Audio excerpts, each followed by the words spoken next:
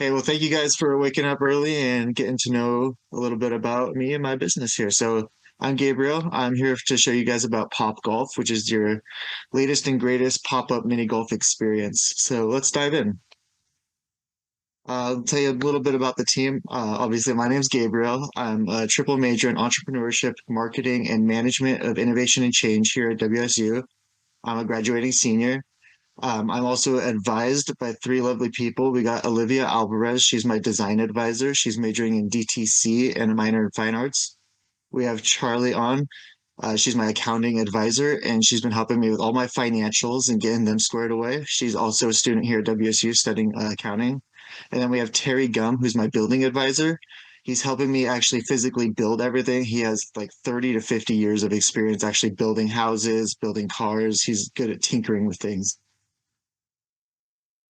So what's the problem? People want to connect, whether it's coworkers, students, or communities, but fun is hard to find, especially in Eastern Washington. Group entertainment often means expensive trips, hours of planning. Team building events can be expensive too. They can cost over $100 per person, not including travel. My market research identified that companies spend up to $100 to $500 a head on entertainment for their employees. This leads to missed opportunities to bond, celebrate, and build community. Fun shouldn't be this hard. The solution? Pop Golf brings the fun to you. No travel, no stress, just unforgettable experiences. We deliver a professionally designed 9-hole mini golf course with immersive themes. We provide all of the game utensils you need, like clubs, balls, scorecards, and we even bring immersive decor to really set the scene. Our service provides full setup and teardown in under 45 minutes. And this is built for connection, whether it's your coworkers, your classmates, or your community. This is fast, easy, and affordable. I'm going to dive into my market opportunity. It's really hard to quantify the market opportunity for this because it is such a niche market.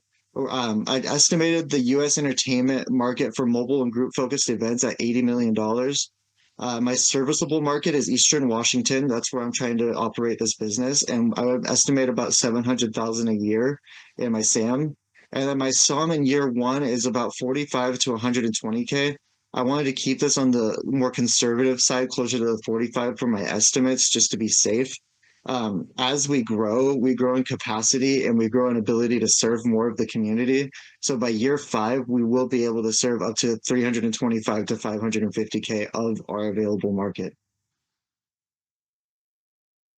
So some of our direct competitors, as you may know, Entertainment Warehouse, they do offer a similar concept to what we have. They bring a lot of events to WSU. I know they've done some of our casino nights, so they'd be one of our biggest competitors. There's also Wonderland, Flat Stick Pub up in Spokane, Airway Hills, but these are more so fixed venues. If you wanted to bring a group outing to one of these, you'd have to load everybody onto a charter bus. It would be expensive and it would cost a lot of planning. And these are great experiences, but how we differ from our competition is that we bring the fun directly to you. We bring unique themes. We're able to integrate into your event flexible, yeah. We bring new courses every year. So every 6 months or so, I'm trying to develop a new theme for our courses. And like I said, we come to you. Mini golf venues have unique themes, but it can be tricky to integrate it into your event. Entertainment Warehouse can integrate into your events, but you're missing out on some of our amazing themes. And then you can go to any other entertainment option, but you might get unique themes, but it's just going to be a lot more hassle than what we have to offer. So our plan to gain traction, some of you may recognize me from the 2023 business plan competition with my pop-up laser tag business. I iterated on that design and that market concept, and that's where I was able to come up with Pop Golf. Pop Laser had a lot more logistical issues to resolve, so I decided to go with mini golf because it's a lot more simple of a business model. I actually, as of March, I raised over $11,000 just from bootstrapping friends and family, and I'll dive into that a little bit more on a later slide. My business plan is complete. I actually am building a physical prototype, which I can't wait to show you guys at the trade show next week. And then we're seeking early adopters and we're competing in this business plan. By June of this year, I want to have the first 9-hole course ready to go. We'll be able to serve a few trial customers and iterate on the design. And then by August, we'll be rocking and rolling. We're ready to operate this business full on, and we're ready to make some partnerships with the community. So our go-to-market strategy is in phases, and it really aligns with my traction plan. Phase one is just gaining awareness. This is where we'll have some pop-up activations at community events. These are free. This is just to get our name out into the world.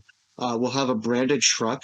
So as we drive around the community, you'll see this amazing truck. This is just a design concept, and it'll be really easy to know what we're doing, how to reach us. Ideally, we'll have a phone number and ways to contact us on there. We'll collect some feedback and refine everything.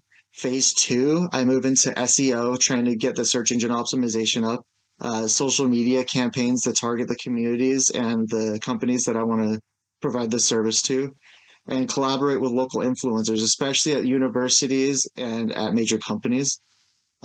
Phase three is more targeted, where I'll be cold calling companies. I'll be sending out flyers and mailers. I'll be trying to partner with nonprofits. I've reached out to Spokane Angels, which is an amazing nonprofit in Spokane that helps foster youth. I think this would be a really great way to connect with the community and give them something fun to do for the day. And this is all just about building local credibility and trust. I want people to know that I'm here to bring a really great time and just help you connect with your friends.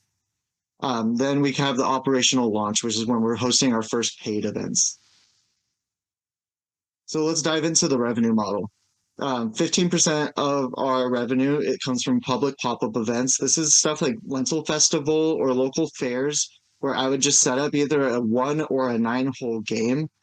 For the 9 hole game, you could go play the entire course. It would cost about $10, which is on par with what you pay for a normal mini golf. $3 hole in one pop up, and it sounds just like it sounds. It's like you hit a hole in one and you get a cool prize that's probably branded with our Pop Golf branding. 35% of our business comes from corporate clients, and this is team building activities that corporations do for their employees. I'll target companies like SEL, Amazon, Avista, some of the bigger players in our area.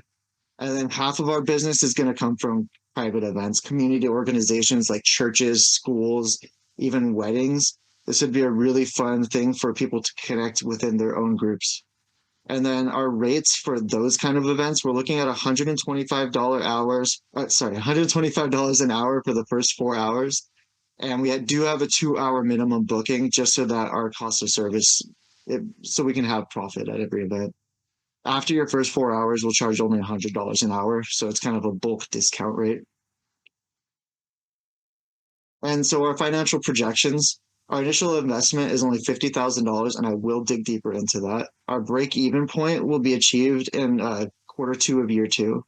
Our year one revenue on the conservative side is 45K. On the optimistic side, you're at 120,000. By year five, we're hoping to have 325,000 conservatively and 500,000 optimistically. And our cost of goods is around 20 to 33% of our revenue. The main overhead is in just building the courses out, which we're trying to do in the most economic way possible, as well as gas and insurance. It's just kind of basic. We try to keep the cost as low as possible in this model. Things that are driving our growth is the scalable staffing. I want to emphasize that in the first year, I will be the only employee. I will be the owner and operator. I've designed this course so that it's easy to roll out of the truck by myself. It doesn't take a long time to set up. It's very simple, but it's also immersive. The themes are compelling, and it's going to be a beautiful, beautiful game that's awesome for people to play. Also, like I said, the new themed courses that are coming out every 6 months will keep people engaged. So if you book again in 6 months, you'll be able to book a different design or different theme than what you did last time. And then another thing driving our growth is increased bookings and repeat customers, and also exploring new markets. Eventually, we want to expand to like the west side of the state, maybe even into Oregon. But that's down the road once we're more established and we have a name built for ourselves. So the amount of funding I've alluded to is $50,000. Over half of that is just in building the courses and then having a reserve for R&D so we can start developing other courses. 10,000 of that's going to go to lease a branded transport trailer or like a box truck, like I visualized earlier. And we would lease this through Enterprise Mobility. They have some great offerings with this kind of service. $2,500 is going to legal setup, business licensing, insurance. We want to have $5,000. This is mostly for operational reserves so that we can 5 minutes. Thank you, thank you. This is mostly for operational reserves so that we can sustain ourselves, but some of it will go to social media marketing campaigns. And then I also wanted to have a $5,000 reserve so that we can afford to go to these pop-up events and have branded giveaway merchandise for the first few. And as I've said, we've raised $11,000 already. That's 22% of our initial funding. We still need around $39,000. And we're going to gain the rest of our funding through bootstrapping friends and family further. We will apply. We've already started applying for grants. And if it comes down to it, we will go for loans, but I'm trying to avoid the loan route. And that takes us into my mission statement. At PopGolf, our mission is to bring people together through immersive, themed mini golf experiences delivered anywhere, anytime. We create unforgettable moments by combining creativity, convenience, and community, transforming any space into a vibrant hub of fun and connection. Are you ready to level up your next event? Grab a putter, gather your crew, and let's turn any space into a mini golf party. Join the fun and hit a hole in one with Pop Golf. And I would really appreciate if you guys consider this venture for the best social impact. This has a great potential to really help people connect and get together. And that brings me to my Q&A session. I'd love to answer any questions you guys might have. I know I kind of flew through there. Feel free to shoot any questions you got. I'll go ahead and jump in. I just want to say first, your written plan was very well done, very visually appealing. Your graphics and everything looked great. So very good job on that. Thank you. I guess my first question is how much space is needed to set up the area of the course? Yeah, so I knew that was going to be one of the biggest questions. So we don't need a ton of space. These are very modular. Ideally, we'd like a 20-foot by 40-foot space. I know that's kind of larger. So like a big garage could support this or like a nice backyard. But they are modular and I can kind of work them into whatever space we need. But I'd like to say 20 by 40 is kind of the minimum. Okay, perfect. Thanks. And maybe following along with that, so you have it set up in a 20 by 40 space. How many people can be on the course at one time? That's given the space. So if it's a 20 by 40, it's going to be a little tight. So I wouldn't want more than, I'd say, 20 people on the course at a time, maybe two-ish people per hole. But if you have a big enough space, you could have like 4 groups or like 10 groups of 4. You could have 40 people around this thing if you had the space for it. Thank you. Hey, Gabriel, it's Andy Barrett. Good job, by the way. I enjoyed your written plan as well. Just a couple quick questions. What is your average revenue per event when you're using your budget, on your financial budget? So it's hard to judge the average. I think we're looking at a minimum of $250 per event. I think the average booking is going to be that $2. I think a lot of people are just going to have us for those quick sessions, especially like at a wedding. You don't necessarily need us there for all 8 hours or some of these smaller events. For the corporate events, I imagine those are going to be more 4 to 8 hours, like maybe all day, where like the different groups of the company will come cycle in throughout the day. I think those will have a higher average of around $500. So that's kind of my estimate is 250 on the low end, 500 and kind of the middle. Okay. So I just went on your low end of $45K for the first year at $300 an event. That's 150 events. You're going to be a busy guy. Oh, yes. Absolutely. Okay. I'm involved in a lot of nonprofits. Have you considered working with nonprofits for fundraisers? I think that would be a fun event to get people out. Some kind of program. Yes, absolutely. I would love to do something like that, especially Spokane Angels is something that's kind of close to my heart because I was almost in the foster care system. And so I really would love to work with that company and also like Shriners.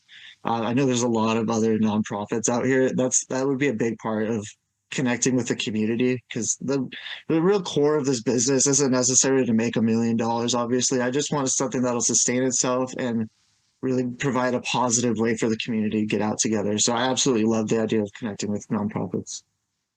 Yeah, perfect. And then one other suggestion I have. I know you're talking about working with, the Vistas and the corporations like that. There are a lot of medium-sized companies also, especially in Spokane, where that might be a easy plug for the HR folks there to, Friday afternoons and, things like that for team building. So, good job, Gabriel.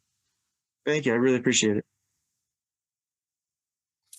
Hi, Gabriel. Great job. I really enjoyed the mock-up visual of what it could look like with the neon and shark. I have a couple questions related to the logistics of it all. So what is the average cost that you're expecting it'll be to make a new course each time? So I already made one of the holes and I'm trying to keep the cost low as I build it out. Though it'll be a little more cost effective to build them, but the first one's going to cost around $300 to $500.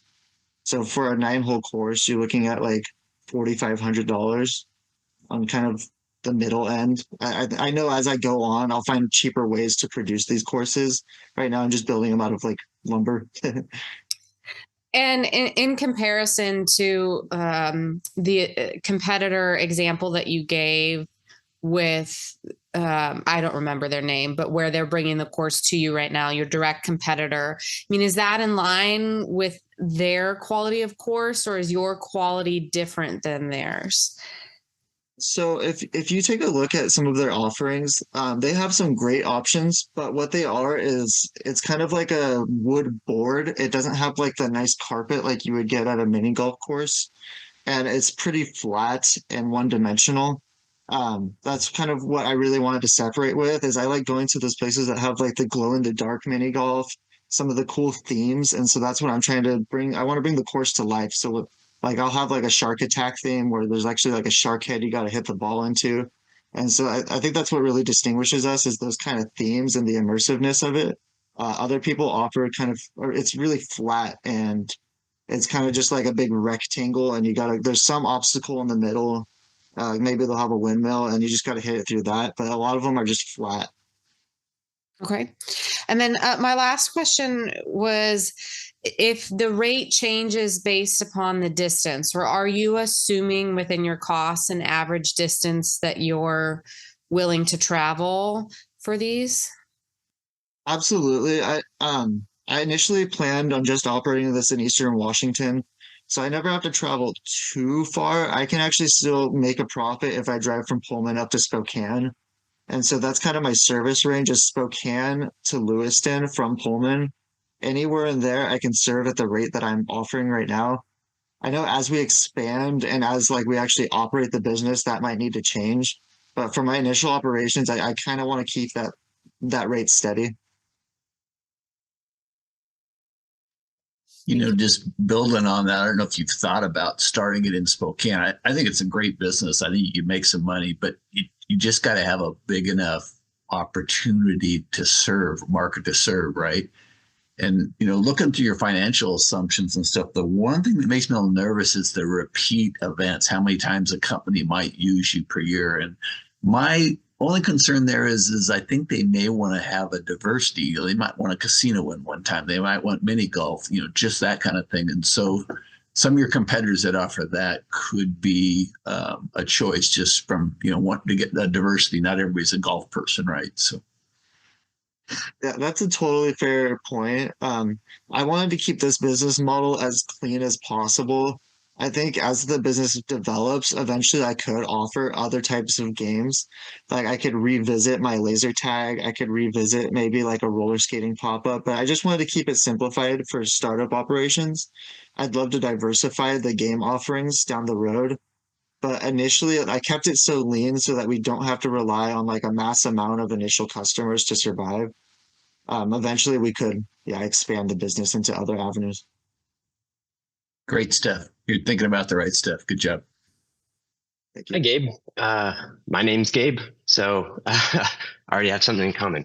I had a couple questions. Could you walk me through your transition from your pop laser, since I didn't see that presentation last year? Could you walk me through your transition into what defined your problem that you were trying to solve this year and kind of the feedback you've been getting from the people at SEL and other office managers or organization managers that are interested in it? Absolutely. So I didn't get a response back from any of my connections at SEL that were able to give me direct feedback. I did have one person that works there that told me that they'd love to like have this kind of thing as a team building, but nobody in a position where they'd be like, yes, I'd pay for this. So I haven't gotten that kind of feedback, but I'd love to talk about the transition from pop laser to pop golf. A lot of the feedback I got was that pop laser, like there's kind of this stigma with the laser tag guns because they are technically like a gun. And so people didn't want to have that kind of setup in a public space where it just seems like there's a bunch of people with guns in a public space. And so I totally understood that. I love laser tag, but it is kind of a time and place maybe. And I thought pop golf was a little more innocent because golf is kind of more innocent, it's more playful, it's more safe. And so that's why I wanted to go with the golf over the laser tag. But I'm really into the pop-up entertainment because you don't have the overhead of having a physical space and you get to kind of reach out and branch out to the community more directly. So I just like the idea of the pop-up business model in general. Um, as far as feedback, I have some connections with Greek life at WSU, and a lot of them told me that they'd love to have this for one of their rush parties or a couple other like their formal events. They could have a setup outside of their fraternities. So I have heard some initial feedback that people would love to have this at their businesses, but I haven't had any official commitments from these companies. And Gabriel, that concludes the amount of time that we have allotted for our question and answer. Thank you so much for being here. And I think that you are okay to go now. Great. Thank you, everybody, so much for your feedback. I hope to see you at the trade show next week. Phenomenal presentation. Thank you. Thank you.